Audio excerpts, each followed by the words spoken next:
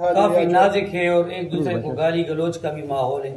تو ان چیزوں سے نکلنے کے لیے گورنمنٹ کو اور اپوزیشن کو اور تمام دینی سیاسی جو پارلیمنٹ سے باہر بھی ہے ان کو ایک ٹیبل پہ بیٹھنا چاہیے اور اس پہ بات کرنی چاہیے. ورنہ ہم تو جگ انسائی کا ذریعہ باہر دنیا کے لیے بن رہے ہیں.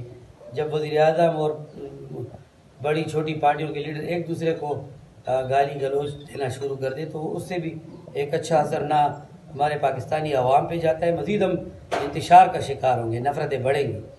تو اس کے لیے ہمیں چاہیے کہ ہم ایک ٹیبل پہ بیٹھیں اور پاکستان کو مستحکم کریں. پہلے سے پاکستان بارڈر پہ انڈیا سے پریشان ہے. افغانستان کے اندر جو حکومت ہے وہ بھی بھارت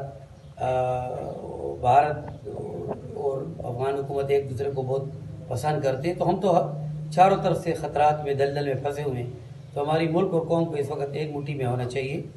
اور حکومت کا بھی میں سمجھتا ہوں کہ یہ فریضہ بنتا ہے کہ وہ ڈانٹ ڈپٹ اور گالی گلوچ کے بجائے سب کو یکجا کریں، ان کو بٹھائیں اور اس ملک کے لیے کوئی عمدہ سوچیں تاکہ کوئی چیز بھی سامنے آ سکے کہ پی ٹی آئی کی گورنمنٹ نے کوئی اچھا بڑا نیا کام کیا ہے اور عوام بھی اس کو اپریشیٹ کرتے ہیں. صدارتی نظام کے حق میں تو ہم نہیں ہیں بہرحال، لیکن اگر حکومت نہ چلی یا اس کو نہیں چلنے دیا گیا اور اس میں سمجھتا ہوں کہ حکومت کی اپنی بھی بڑی کمزوری ہے کہ آج وہ نہیں چل رہی ہے، اس کو لوگ چلنے نہیں دے رہے.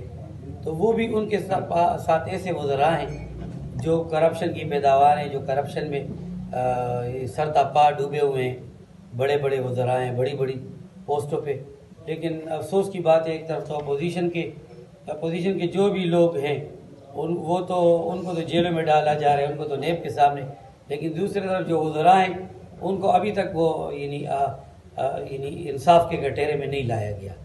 تو جہاں انصاف ہوگا تو وہاں پھر حکومت بھی چلے گی اور ملک بھی پھلے گا اور بد انصافی ہوگی.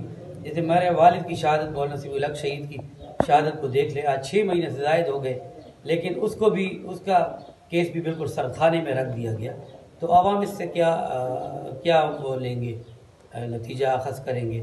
مزید ملک میں انتشار بڑھے گا. مولانا جسر تقی عثمانی صاحب پہ قاتلانہ حملہ، بچیوں کے ریپ ہو رہے ہیں معاشرے میں، یہ ساری چیز